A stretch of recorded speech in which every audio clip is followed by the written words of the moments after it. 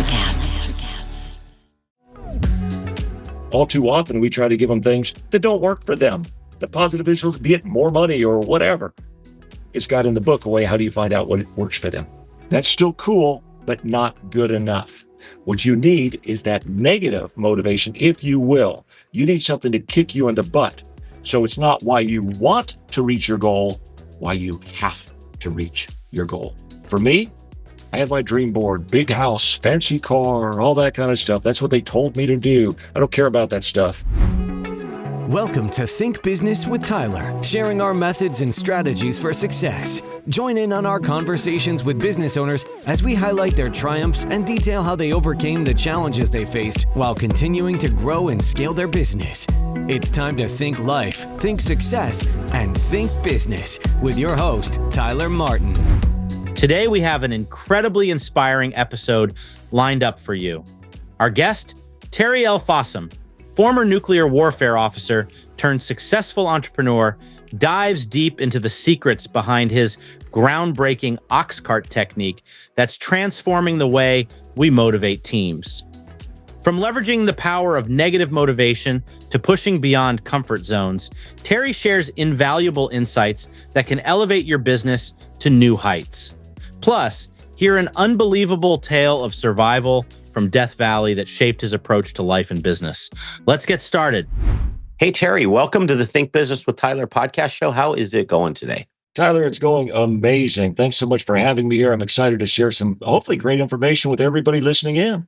Yeah, well, if your book is any example, I'm highly confident we're going to have a really good conversation with a lot of really tangible stuff. And with that, before I get into your book, what I'd love to learn is a little bit about you. Can we start with what you do professionally? And then I'd also love to learn something a little bit about you personally. Yeah, absolutely. These days, life is kind of funny. You know, when you get the financial thing set, you can do whatever you want. And whatever I want these days, besides spending time at my Montana ranch, which I'll be out at again tomorrow, I'm happy to say, I do a lot of keynote speaking.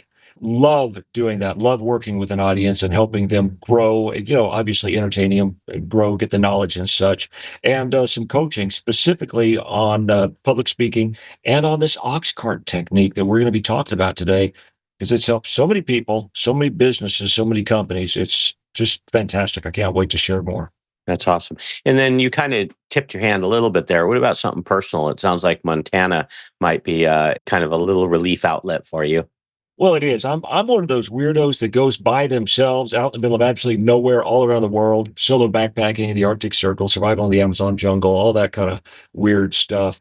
The latest adventure after I won a survival reality show, actually, is I bought 80 acres, top of the mountain, middle of nowhere, Montana, completely off-grid, log cabin, and that's where I go to remember what's important and what's not. And a lot of it's not. Wow. What do it just opens up a topic that I hadn't really originally intended to go down. When you do this stuff by yourself, like, is this, a lot of people don't like to do that. Like, they're like, hey, I want the companionship. I want to have the interaction. Is this like your quiet time? Is it a personality trait of yourself? I'm just curious, when you do this, what's your feelings about it? Yeah, absolutely. And this is going to be good news for all the introverts out there. I'm an introvert. I exhibit extrovert behavior. I'm in front of people all the time, be it hundreds, thousands, dozens, or one-on-one speaking to however many people are listening. So I have to do that. I have to get out there and just be able to regroup, recenter. And also, again, remember what's important and what's not. We get so wrapped around the axle against so many things. And when you're out there by yourself, what's important? A fire. A fire is important. Shelter, safety. Politics or not. All the problems with people who are butt heads, it's not that big of a deal. So that's one of the reasons I go out there by myself, and it's not a choice. I have to. Yeah, that's awesome. Something else you said that I think deserves a little conversation. You talked about you're at a point in your life where you can choose what you want to do. And I think people hear that and they go, oh, well, that's great for you, but I'm not there. And let's talk about the hard knocks because I think that gets glossed over. Let's talk about the hard knocks of what it took for you to get there. Oh, dude, how many hours we got for this podcast, my friend? It's 7 hours long. No, just kidding. 20 minutes. Good. That'll give us a start. Because no, it's the God's honest truth, guys. I beat my head against the wall so many times. In fact, this whole OxCart technique came from a lowest point, one of the lowest points, there's been a few, of my entire life, and we can talk about that. But understand, yeah, I wasn't there. I'm there now, cool, but I wasn't there for a long time. And through most of my struggles, obviously, I wasn't here. So let's talk about that real quick, though. Yeah. That's good. That's fantastic for a couple of reasons. One of the things I like saying right now, well, I think it's good to go through this struggle. I think it makes you stronger. And Right. every single person who has ever succeeded has gone through the struggle, has wanted to quit, has been beaten up, beaten down, stepped on, stomped on, and everything else. Every person. Failure is the path to success. Failure is a stepping stone. It's not a stopping stone. So if you are failing, instead of going, oh my God, I can't do it. I'm not good enough. It's not going to happen. I want you to go, yes, I'm on the path to success. I'm like Abraham Lincoln. I'm like Thomas Edison. I'm like Oprah Winfrey. I'm like all of these people who have succeeded. You are on the path if you're failing. Does cash flow have you down? Profit not where you think it should be? Maybe it's the long hours. Let's meet to see if I can help. I bridge driving the financial performance of your business to hit growth and success targets. Book a complimentary meeting at meetforgrowth.com to get started now. Once again, that's meetforgrowth.com. I look forward to talking with you. And thanks for listening to the show. I'm like Abraham Lincoln. I'm like Thomas Edison. I'm like Oprah Winfrey. I'm like all of these people who have succeeded. You are on the path if you're failing. Yeah, I love that. In your TED Talk, which I love, and I highly recommend whoever's listening to watch it, Thank you. you talked about your story. You talked about, you've had some curveballs thrown at you. Your dad died in a plane wreck. You've had a gun pointed at you as, I believe it was a young person in an alley, which is pretty scary that you'll quickly probably reflect on your life in a very short amount of time as it's pointed at you. And then you've had people say to your parents that, hey man, your kids aren't ever going to amount to anything. So you've had all these things in an early stage in life that could say, hey, you're probably not going to be successful. You kind of have the cards stacked against you. Talk about what made you not stop? What made you decide that, hey, I really want to amount to something. Hey, I really want to go down this path. Did you have a mentor? Was it your own drive? What caused that fuel, that passion? I think, like many of us, it's several things. You mentioned mentor, and my folks were amazing people. My dad was he grew up a poor sharecropper, and got a job in literally the poorest city in the entire United States of America, McAllen, Texas. You've seen it on the news where the border crossings are happening. So, yeah, that's where I grew up, surrounded by gangs and drugs. But he was an amazing man. Mom was an amazing person, and Boy Scouts of America for us, quite frankly. We got into scouting and got all sorts of mentors there that were critical. But the thing that happened is I got into business and I sucked at it. I was terrible. I was horrible. Let's be honest here. My degree is mechanical engineering. So we're not exactly known for our personalities. And I was an officer in the Air Force. I was a nuclear warfare officer. Nobody wants what I'm selling. But I got into business. I resigned my commission, got into business, and I got all the goal setting, all the self-improvement. I just stacked it in my brain, man. All the books, all the audios, all the seminars, everything that I could do. And I tried, Tyler, and I failed. And I tried, and I failed. And I tried, and I tried.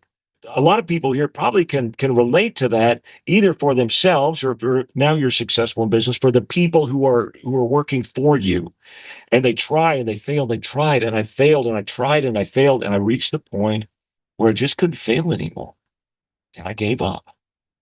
And as you saw in the TED Talk, I walked into my bathroom and I looked at myself in the mirror. I said, guess he's right. You're never going to grow up to be anything. And wait a minute. No. For the sake of the memory of my dad, if nothing else, I refuse to let that son of a gun be right. So instead of letting all of that tear me down continuously, suddenly I harnessed it and it made all the difference in the world. I didn't realize that moment was the start of something amazing, not just for me, but for now thousands and thousands of other people. All I knew is I wasn't going to give up. I was pissed. So I got up, I brushed myself off, and I got back at it. and I still face the same setbacks and no's, and you're crazy, you're out of your mind, it'll never work, etc. As always before, just like many of the people either listening to this or again, the people in your company, they're in any sort of sales production type situation, job, then that's what they're going through.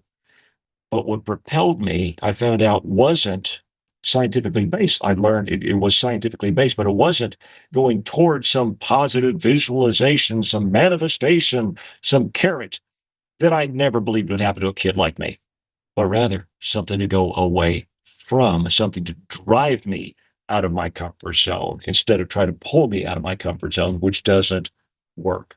So that's the background, and that's the turnaround point that happened.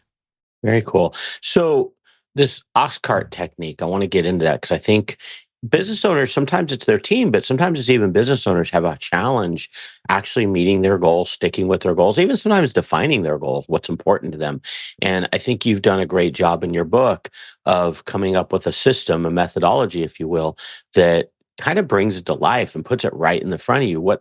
So before I get too deep into it, because I'll just start talking about it, could you maybe just share a little bit about what it is, where you came up with the idea, and why you believe it to be effective? Yeah, absolutely. Starting at that point, all of a sudden, I started being successful. Yeah. Me, I started being successful. It started working. And so people are coming to me and they're going, Terry, what the heck are you doing?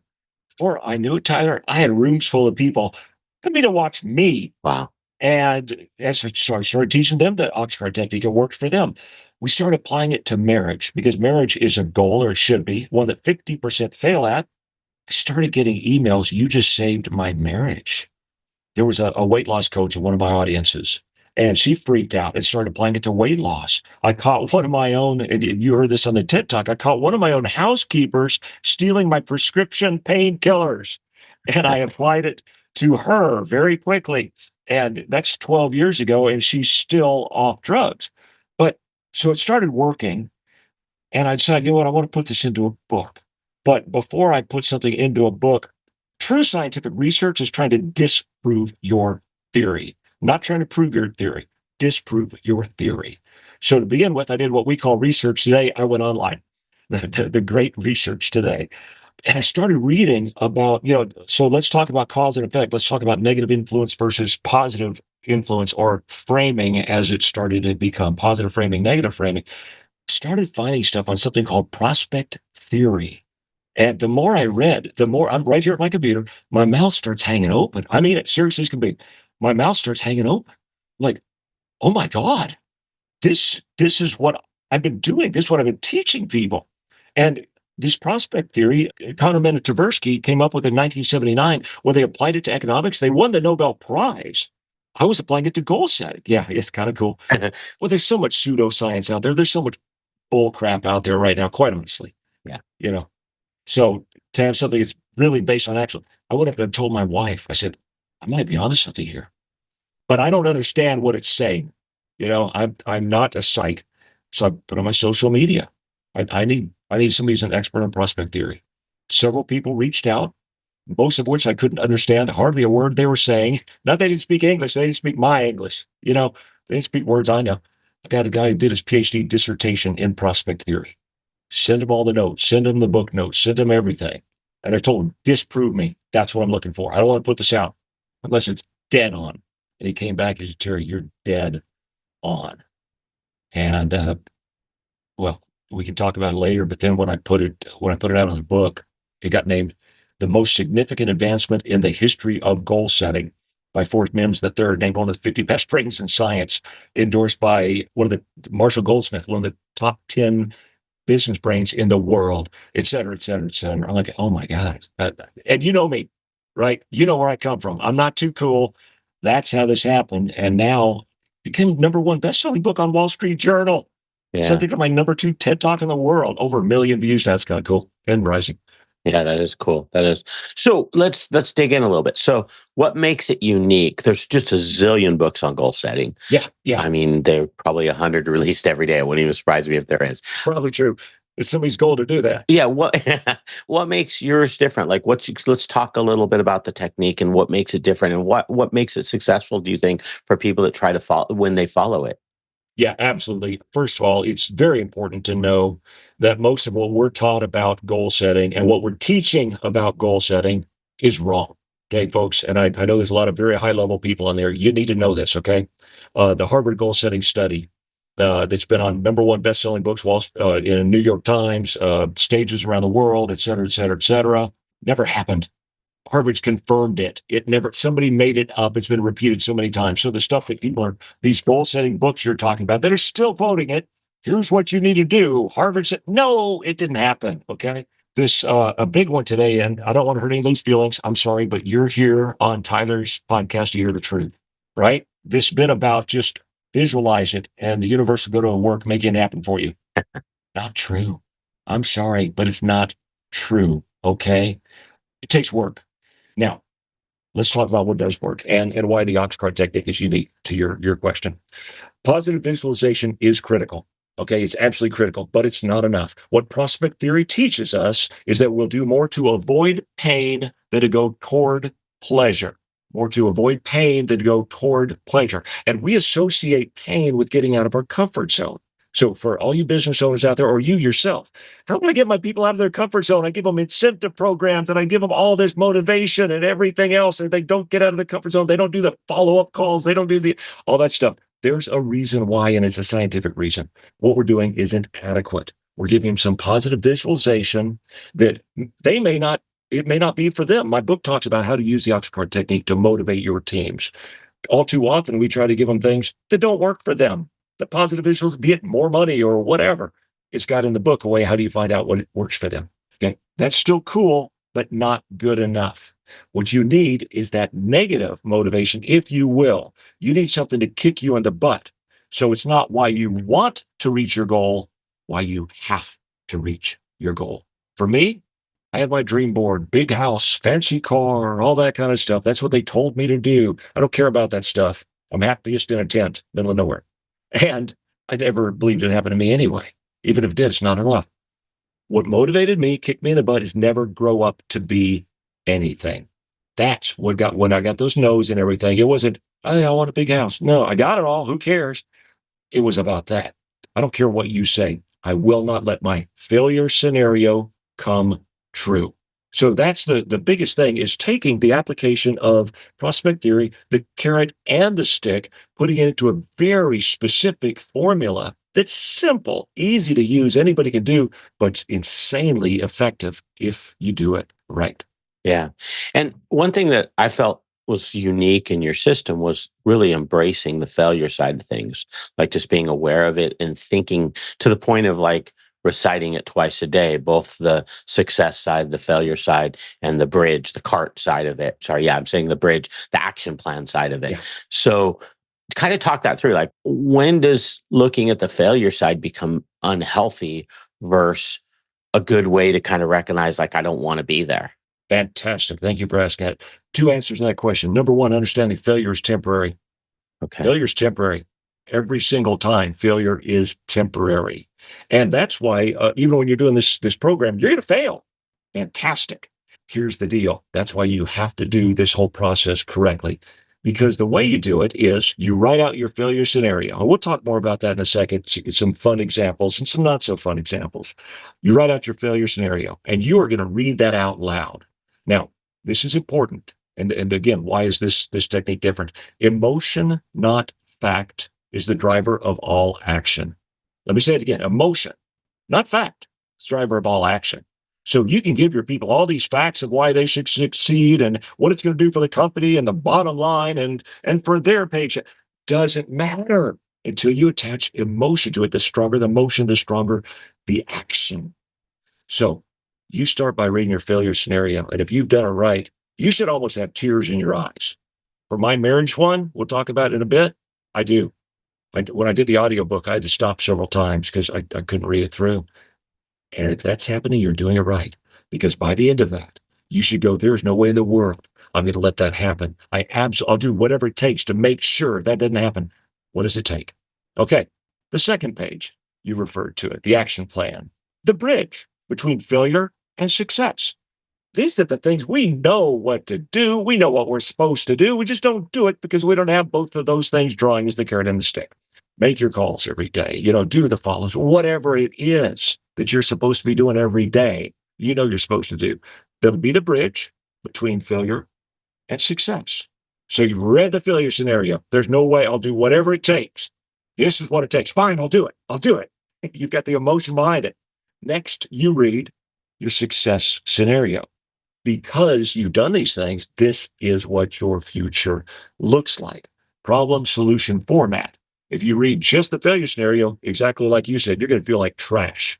Don't do that. By the end of it, you're going to have, just like a good movie, they build you up. You come to that terrible spot where everybody's about to die, and the superhero, which is you in this case, does the right things, and everybody's happy. And you go out of there feeling amazing and supercharged, baby. We need to talk specifically, though. If you're doing this for your teams, we got to talk about that because I want to make sure everybody does this right out there. But that's the way it works in a nutshell. Again, this is 50,000 foot level, guys. Please read the book. Yeah, it's great. I've got a coaching. Go through that if you're serious. Go to the website, get more information. If you're a business owner feeling stuck in your business, overwhelmed, responsible for everything that happens, and working long hours, Tyler helps his clients develop processes, hire high-performing team members, and better understand their financial metrics and numbers to allow for a more predictable, less hands-on business. To schedule a free, no-pressure consultation, head to thinktyler.com and click the meeting button. Tyler would love to see if he can help you work on your business, not in your business. Schedule a consultation today at thinktyler.com. Think life, think success, think business.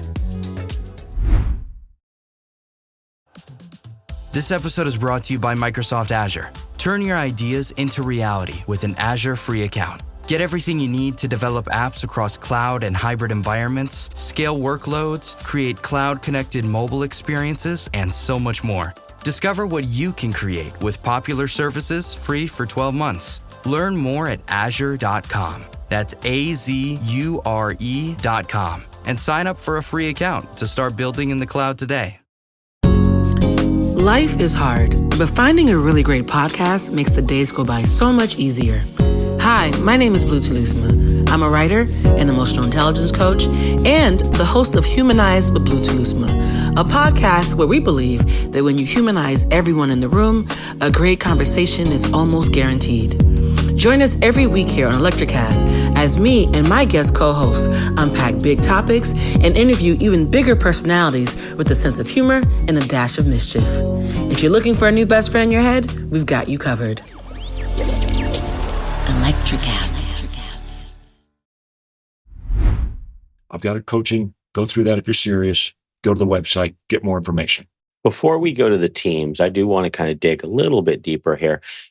Some of the common things when it comes to goals, you made a comment about the emotion should be so strong, especially on that failure side, that it almost makes you cry.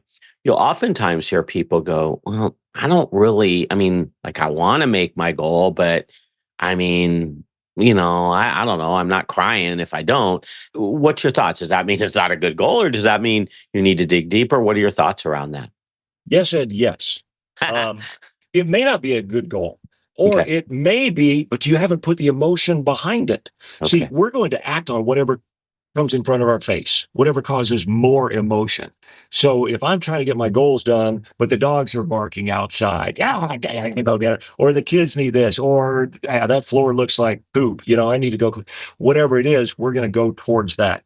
So one of the things that I teach in my coaching program is if it's actually not working for you, then you need to rewrite your failure scenario, especially. That's the most powerful one. Again, prospect theory tells us that.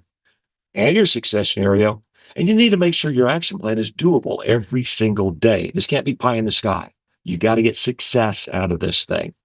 All these are fluid documents. All of them are fluid. Keep working with them. And that's why I work with people I do. Yeah. And teams. One thing I liked in the book, it was a got me moment. You kind of got me. I've read a lot of goal books and they come up with various reasons why you don't reach your goals. And you give this list of like excuses. And I always, whenever I hear that page, I'm always like, dude, I'm not an excuse guy. I'm an action guy. Like I get it done. No problem. And then I start going down the details of the excuse and I'm like, well, I do sometimes say I'm too old, or I do sometimes say, and it was like, oh man, he's right. I mean, he's right. These are like excuses. They're not valid reasons for moving the ball forward. No, that's absolutely right. A lot of people will say in their excuse, well, I didn't have time to get to it today. Yeah. Yeah, you did. You did the things that were comfortable instead of the things that were uncomfortable. That's the truth of it. We all can do so much more in a day if we had the focus that the OxCart technique gives you. Yeah, yeah, that's a great one. I would like to get into the teams part a little bit because you made it really clear, like there's a different approach on that. So for a business owner that has a team and they want to get their team to be able to hit their goals, what are your suggestions around using the OxCart technique methodology for teams? Absolutely. So many mistakes that I see people make, so many mistakes, which is again why I love working with people on this, with business owners, et cetera. The first one is we give them incentive programs. We incentivize. But what we don't understand is it's probably stuff they don't care about. We say things we care about. Now, hopefully everybody on here understands they care less about the money than several other things. I know when you're going for a job, the first thing you ask, well, how much does it pay? Okay, that's not what keeps you there. Okay. There could be several other things. I was in a talking with a group just the other day, and the big one was they want to feel appreciated. Now, how much would you go? So, in fact, sorry, I'm backing up, trying to be more concise. If you got 5% more salary, would you go to this other place? No. Would you go if you got 10% more? Would you go? No. If you got 20%? No. Why? Because I feel appreciated here. I feel welcome here. I feel good here. I feel comfortable here. So, all too often, we put our beliefs onto theirs, such as my goal board, big house, fancy car, all that. That's what they told me. It's beaches of the world. I don't care about any of that stuff. Okay. The people coaching me did. And that's what they thought I should think about.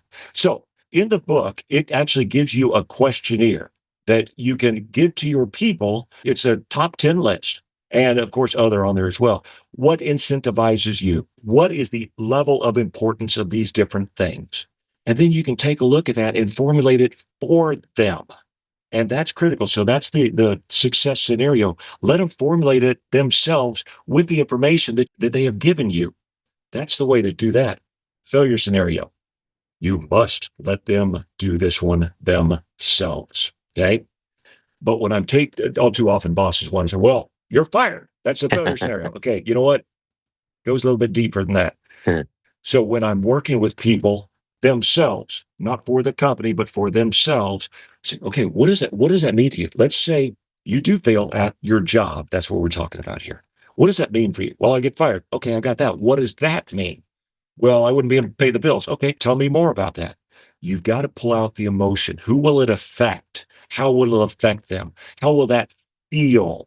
And a lot of times as business people, we don't want to talk about feelings. Emotion, not fact. Driver of all action. Get into it, baby. But that's what you got me for. Usually a boss can't pull this off. That's what you got me for. But it's important that you do it from that standpoint. Does that make sense? Yeah, totally. What I love about that checklist where like we kind of figure where each employee is at, like that's the kind of the tenement of great management and leadership is kind of meeting people where they're at and just in management in general, let alone from goals. So it's really cool that it kind of reinforces that, hey, I've got to look at each staff member to what resonates with them and meet them where they're at. And I'm going to get more out of them and we're going to have a better relationship. So I like that approach a lot. Right on. It's effective. It's effective. Yeah. And one of the things that I love about it, quite frankly, is it's just real. It's not again some pseudoscience or some. I've seen so much, and you have too. We've been around a while, and we've seen so much come. That's the latest, greatest, whatever fancy thing. No, this is just real people, real emotions. That's what this is, and that's what people will relate to and actually stick with. Right. So most people miss their goals. I mean, I think I've heard the figure 90+%. 92%. Yeah, 92% don't make their goals. Yeah. What do you think, like in that 8%, because that's a very small population of the 100, outside of your book, what is it that they're doing, or is it maybe just 8% of the readers of your book that are the ones hitting their goals? What is it that, people are doing that they're applying to be able to make those be in that 8%? Is there anything that sticks out? Yeah, absolutely. Two things will be a surprise to no one. Number one is attitude. Yeah. Attitude. It's huge. And keep doing everything you can to build that attitude. It's critical. And the next thing is just don't give up. They're too darn stubborn to give up. That's all.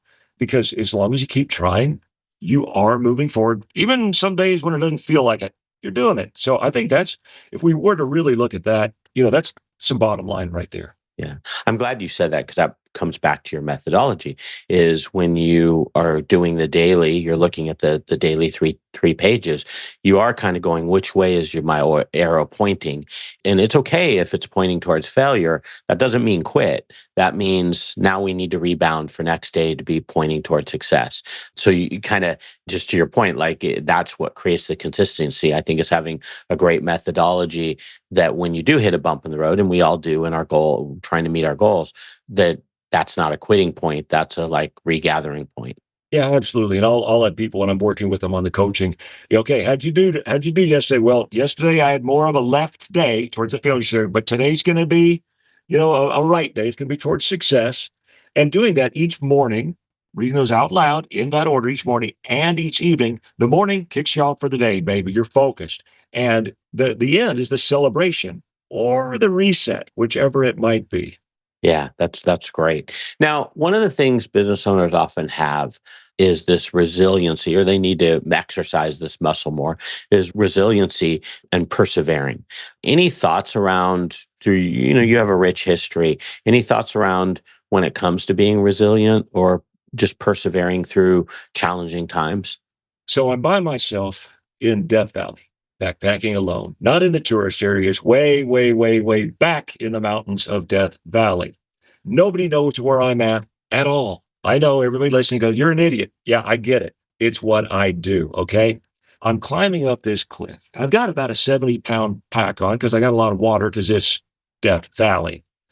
And as I'm climbing up there, my foothold lets loose. So I jump for a handhold and I'm holding on to that and it's degrading now as well. Now I'm looking down. If I even just break my leg, I'm dead because it's Death Valley. It's got its name for a reason. I'm thinking about that moment in time. And I'm looking at that and going, okay, I got two choices here. I got two choices. My pack with my water, with my shelter, with my emergency locator beacon, it's going down this cliff. It's going down there. Now, by the way, I'm thinking very quickly because this handhold is degrading while I'm thinking. Okay, the question is, am I still in my pack when it goes? So I struggle trying to hold on, trying to unlatch myself from my pack, finally, I'm able to get it off. And I watch all of that go down this cliff out of sight. Water, my shelter, my everything. I let it go. Because I let it go, I was able to climb up to safety and then go back around and readdress all that. We all have baggage. We all have things in our past. We have things we're holding on to right now. They're going to continue to hold us back and hold us back and hold us back. Folks, it's time to let that baggage go because if you keep it, you're going down with it. As long as you let it go, then you can climb to safety. So if you're hitting that point in your business, in your life, in your marriage, and whatever it might be, consider it's time to let go of that baggage. Does that answer your question? Yeah, that's powerful. Yeah, that's a great story. It is now. I made it Yeah. alive. Yeah, I'm dying to know though. You got didn't finish the story. I'm assuming once you climbed up, you had a way to be able to walk down. Probably had to go way off path, but you were able to walk down and find all your stuff. Yeah, I was able to Okay. go down and unimaginably, it was all still secure. Wow. Felt really blessed about that. It was all still, I got a dent in one of my water bottles, pretty good dent, but that was it. Thank God. Have you ever, when I think about you going out in these treks by yourself, have you ever had weird encounters with people? I know you're pretty isolated, but do people ever happen to cross paths with that are kind of weird encounters or uncomfortable encounters? I think they feel that way about crossing paths with me. Yeah. Um, yeah, sure. Mountains of North Idaho can be an interesting place, but for the most part, people who are out there are pretty good people. Again, very, very quick story. Since you asked that specific question, Arctic Circle. I'm sitting here one day and get out my maps, and again, I'm going to go condensed version. Call up my wife, and I'm going to go solo backpacking into the Arctic Circle. She goes, "What? When?" Thursday, and I just I go up there. I meet a Inuit guide by the name of Kalek who drops me off on the permafrost. Go do my thing. Come back. And now he respects me. And he goes, "Hey, we need to fill our freezers for the winter. So me and some of my friends are going to go on a caribou hunt. You want to go with us?" Caribou hunt in the Arctic Circle yeah, I'm going to say yes. Most people are good. Very quick example, since you asked that question. My property in Montana, there is a gentleman who lives there year round right next door, that when I'm deciding if I want to buy the place, I'm hearing about this guy. Everybody's afraid of him. He carries guns with him wherever he goes. He's crazy. He only goes off the mountain to get supplies, lives by himself, et cetera, et cetera, et cetera. I'm not going to go further because, well, you'll hear why in a second. Condensed version, I show this guy love and respect, and we're friends now. It's kind of funny. I'll be on a movie set. Hopefully he doesn't know this. Hopefully he doesn't watch this podcast. But if he does, hey, Jonathan, I'll be on a movie set. I'm an actor. I'll be on a movie set, and I'm texting with this guy. Then everybody's like, "Oh, my God, he's so scary. No, treat people with love and respect everywhere, and usually they're going to respond." Wow. That's, yeah, interesting. Hi, Jonathan, if you happen to be listening. Right on, man. He's a great guy. He's funny. He's a great guy. You just got to give him a chance, just like a lot of people will run across. Yeah. There is a really deep message there in what you're saying, because, we are so conditioned, even just not counting just the mountains of Montana, but just in our everyday lives in the city, we kind of think the worst of people. We tend to put our head down. And I think there's a really solid message there of showing respect and kindness and love does open a lot of people up. Absolutely. Absolutely. And I try to keep in mind, I'm not always successful, that if somebody's being a butt, I don't know what's going on in their lives. I don't know what happened 5 minutes ago in their lives. So it might have been something terrible. It has nothing to do with me. I know that, because I'm going to act in a manner that should be somewhat pleasing. Yeah. So I know it's not me. So trying to understand, no, you know what? There very well could be something going on. Let's give some grace out there, y'all. Yeah, that's a great one. Hey, this has been an awesome conversation. Your website, and I'll put this in the show notes at thinktyler.com. Your website is thegoalsecret.com. Looking at it, there's some stuff that people can download and get some freebies and stuff. If people want to reach out to you, is that the main place to go, or would you want them to go anywhere else? Yeah, I think that's a good place to go. Of course, watch my TED Talk. I'm available on all social media, but at thegoalsecret.com, I did a video just for your audiences that explains this in more detail, and a downloadable mini ebook for free that they can get just to learn more about it, which I'm going to put a couple of other resources after you and I talked on there as well. I'll get the 3 pages up there so they can take a look and see the critical parts, but get the book. Whatever you do, cool. It's $20 or whatever. Get the flipping book. And if you're serious about reaching your goals, you can read more about my coaching program. And it's been amazing. Does cash flow have you down? Profit not where you think it should be? Maybe it's the long hours. Let's meet to see if I can help.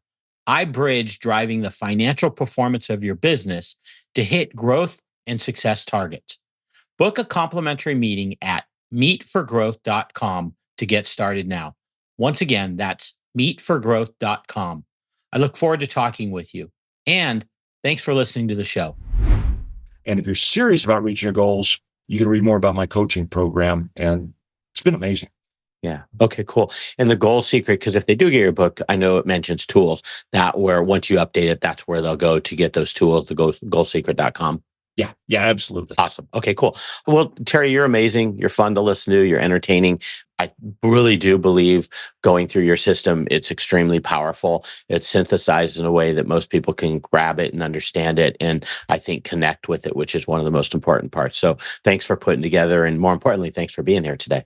Oh, Tyler, thanks for everything you're doing for people. There's the people who run these businesses that are in business, and your other listeners are going through a lot of challenges.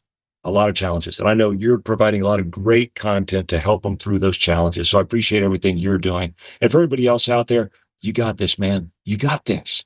Get out there and go get them. Love it. Hey, thanks, Terry. Hope we talk again in the future, and have a great time isolated in the hills of Montana. And I'll wait, baby. Take care. Take care, Tyler. That's all for this episode of Think Business with Tyler. But we have plenty more resources to help you in your pursuit of business excellence on our website at thinktyler.com. If you'd like to be featured in a future episode of the show, feel free to reach out to us on social media at think_Tyler. We look forward to helping you think life, think success, and think business.